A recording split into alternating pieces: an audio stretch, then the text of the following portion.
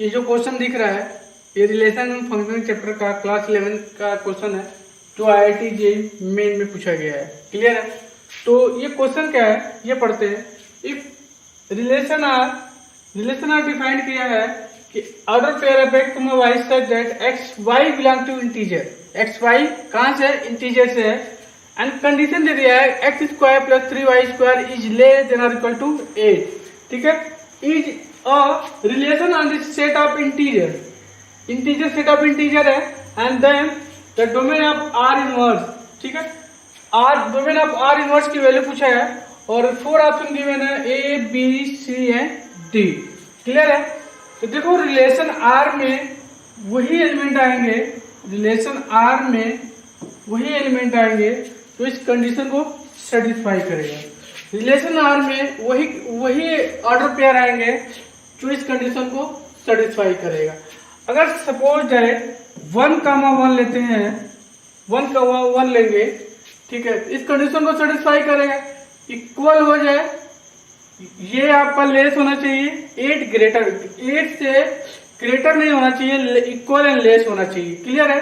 तो 1,1 रखेंगे, इस कंडीशन को फुलफिल करेगा। देखो 1 का स्क्वायर 1 और प्लस y का स्क्वायर 1, y के प्लेस पे रखेंगे 1 तो 1 का स्क्वायर 1 प्लस 3 इक्वल टू 4। ये आपका लेस देन 8 है तो ये सेटिस्फाई कर रहा है। ठीक है? अगर मान लो -1 का -1 ले लेंगे, ये भी चेक करेंगे तो इस कंडीशन को सेटिस्फाई करेगा। -1 ऑफ द होल स्क्वायर तो 1 plus 3 into -1 of the whole square तो 3 प्लस 1 तो 4 हो जाएगा। वो भी आपका कंडीशन सेटिस्फाई कर रहा है। अगर 2,1 लेंगे, ठीक है, ये वैल्यू आप खुद से चेक करोगे, ठीक है, तो थोड़ा सा आपके लिए इजी हो जाएगा। अदरवाइज इस कंडीशन को वही सेटिस्फाई कर। देखो एक्स वाई आपका बिलोंग करेगा इंटीजर से। अब जो भी एलिमेंट ले रहे हैं वो ऑर्डर पेयर में होना चाहिए। ठीक है? और वो आपका इंटीजर से हो रहा है और इस कंडीशन को वही जो सेटिस्फाई करेगा वही रिलेशन आर में आएगा, ऑर्डर पेयर में। क्लियर है?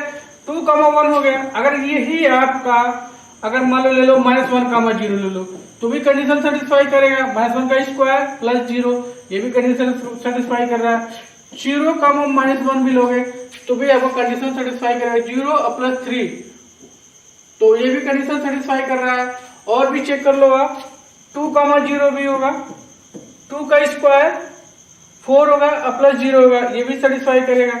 0,2 सेटिस्फाई करेगा, 0 हो जाएगा और 3 इंटू 2 का स्क्वायर इट मीन्स और 12 हो जाएगा। इस कंडीशन को सेटिस्फाई नहीं करेगा तो 0,2 इस ऑर्डर पे इस रिलेशन में नहीं आएगा तो इसको हम हटा देते हैं। और कोई पॉइंट देख लो आप, 1 -1, ठीक है, इतना पॉइंट आपका आएगा। ठीक है?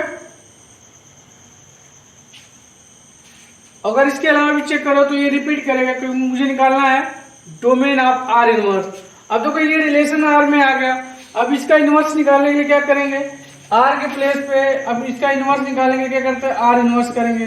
तो जो ऑर्डर पेयर में लिखा हुआ है, ठीक है, जो रिलेशन आर का ये फर्स्ट एलिमेंट जो होता है वो डोमेन होता है, सेकेंड रेंज होता है।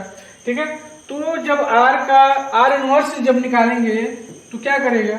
ऑर्डर पेयर का जो एलिमेंट है वो इंटरचेंज हो जाएगा। इट मीन्स जो डोमेन था वो रेंज हो जाएगा, जो रेंज है वो डोमेन हो जाएगा। तो 1,1 तो सेम रहेगा। यहाँ भी देखो आप -1 का -1 है तो ये भी सेम होगा। ठीक है? यहाँ पे क्या हो जाएगा? 1,2 हो जाएगा। क्लियर है? और यहाँ पे भी आपका 0,-1 हो गया। क्लियर है? ये भी आपका चेंज हो जाएगा तो -1,0 हो गया। एक ऑलरेडी ये बचा हुआ है तो 0,2 हो गया। ठीक है?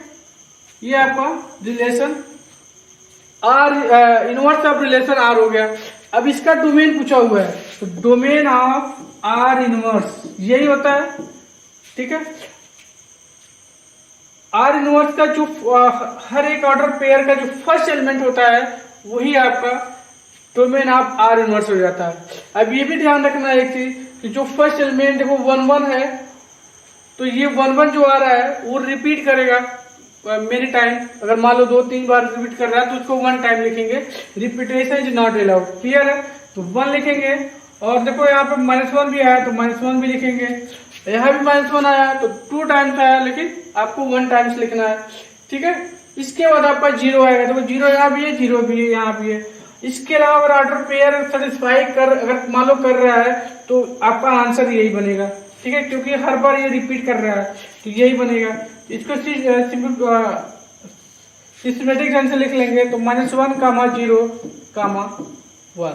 तो आंसर इस हो जाएगा डोमेन ऑफ आर इनवर्स का कि -1, 0, 1। तो देखो ऑप्शन नंबर 4 जो आपका ट्रू हो जाएगा। 4 ऑप्शन इज ट्रू, -1, 0, 1। तो domain of R inverse is -1, -1, 0, 1। Okay.